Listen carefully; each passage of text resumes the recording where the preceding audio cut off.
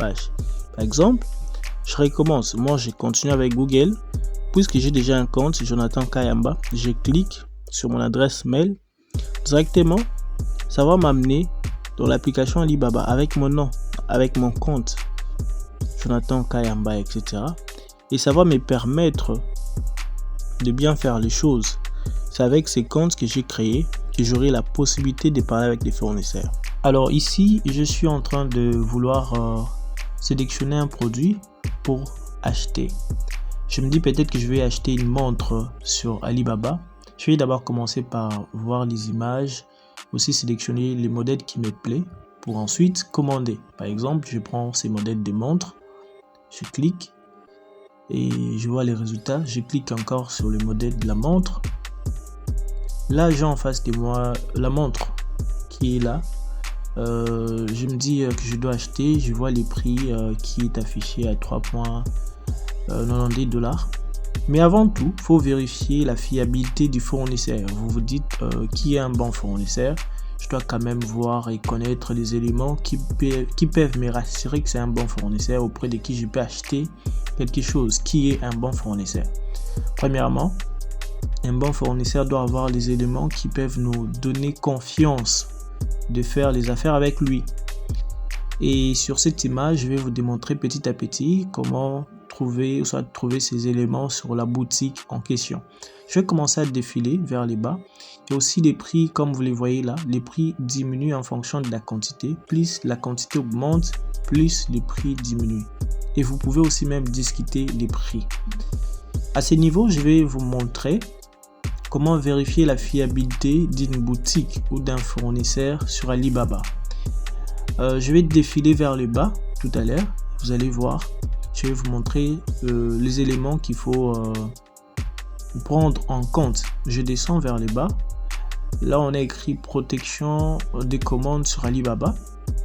Et juste en dessous de ces écrits, on a écrit Trade Assurance. Trade Assurance, c'est l'élément majeur pour vérifier une boutique fiable. Ça sert à protéger nos finances, nos paiements en ligne, et puis en cas de vol, peut-être Alibaba va vous rembourser.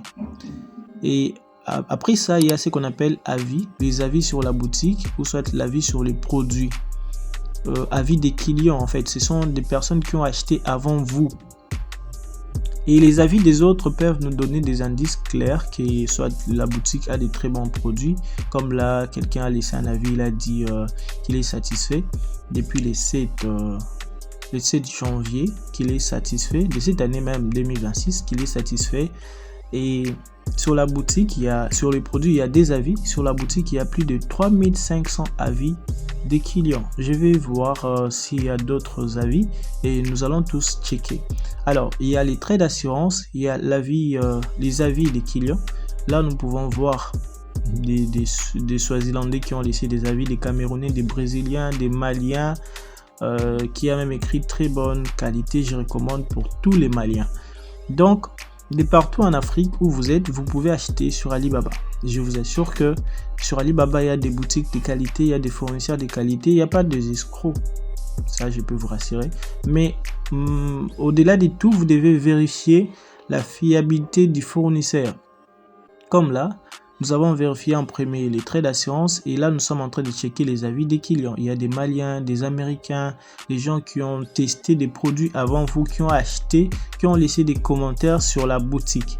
Et c'est très favorable de vérifier ces choses. Ça vous met en confiance. Moi particulièrement, je n'ai pas l'habitude de laisser des avis, mais j'achète beaucoup. J'ai déjà beaucoup acheté sur Alibaba. Comme au début de la vidéo, je vais vous montrer que j'ai déjà acheté plus de 151 commandes, passé plus de 151 commandes sur Alibaba. Pour moi et pour les autres personnes qui travaillent avec moi en collaboration. Alors ici, il y a aussi ce qu'on appelle la certification. La certification, c'est les badges bleus que vous êtes en train de voir là. C'est écrit peut-être en anglais, verifiable. Et en français, c'est la vérification. Et au-delà de la vérification, il y a aussi la durée du fournisseur. Par exemple, cette boutique a 4 ans d'existence sur Alibaba. Il y a aussi les chiffres d'affaires. Il a le chiffre d'affaires de 260 000 $ comme recette d'exportation. Je pense que ces éléments sont vraiment évidente pour vérifier la fiabilité d'un fournisseur, soit d'une boutique sur Alibaba. Et ça peut nous mettre en confiance, je vous dis.